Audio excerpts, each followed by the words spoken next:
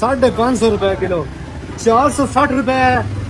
ये साफ है या हमें निजाम इस तरह ਚੈੱਕ ਕਰੋ ਕੋਈ ਤੇ ਮੈਂ ਕਦੀ ਵੀ ਕਿਸੇ ਨੂੰ ਨਹੀਂ ਦਿੱਤਾ अच्छा तुसी साफ कीता है, चलो साफ कर लिया सीधा।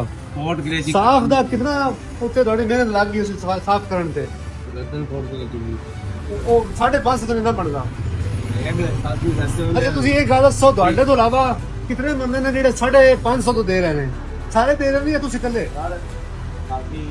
ਸੱਚੀ ਗੱਲ ਦੱਸਣੀ। ਮੈਂ ਕੀ ਕਹਤੇ ਤੁਹਾਨੂੰ ਦੱਸ ਲਗਾ ਰੇਟ ਜਿਹੜਾ ਨਾ ਮੇਰਾ ਹਾਂ। ਚੈੱਕ ਕਰ ਲਿਓ।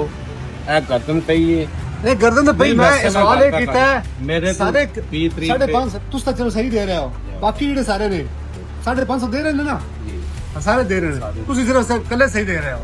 ਨਹੀਂ ਕੰਨੇ ਨਹੀਂ ਮੈਂ ਵੀ 550 ਹੀ ਦੇ ਰਿਹਾ। ਮੈਂ ਕਿਉਂ ਤਰੂ ਕਰ ਅੱਛਾ ਤੁਸੀਂ 550 ਦੇ ਰਹੇ ਹੋ। ਵੈਸੇ ਸਾਫ ਲੇਕਿਨ ਕਲੇਜੀ ਪੋਟ ਤੋਂ ਬਗੈਰ ਕਰ ਦੇਣਾ ਨਾ।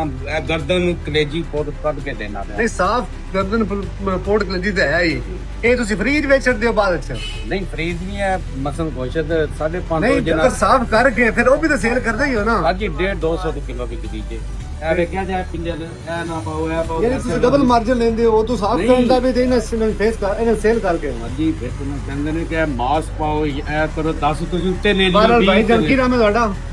ਸਲਮਾਨ ਕੀ सलमान साहब। पानी करो ये 2 महीने तक ही होए ने दुकान बनाया 2 महीने है नहीं? हां ते गलती हो गई अब इंशाल्लाह नहीं होगी। एक बारी मेहरबानी है। चलो फिर इफ्ताह में लगता है होनी, तू पहले तू कम ही रेट देना, होनी इफ्ताह कितना है ना। बिछा के पूछ रहे हैं ना कोई 2 महीने होए ने। अच्छा चलो सलमान दिन मैं ना सिर्फ इस कदम छड़ रहा कि तेरी नवी नवी दुकान है, वो मेहरबानी कर, एडी जाती ना कर, कितनी मेहनत नाल बंदा दूरों आया अपना तेल साड़ के ਤੇ ਇਹ ਰਚੀਨਾ ਸੇਲ ਕਰਨ ਆਇਆ। ਭਾਈ ਪਿੰਡ ਕਿਹੜਾ ਤੁਹਾਡਾ?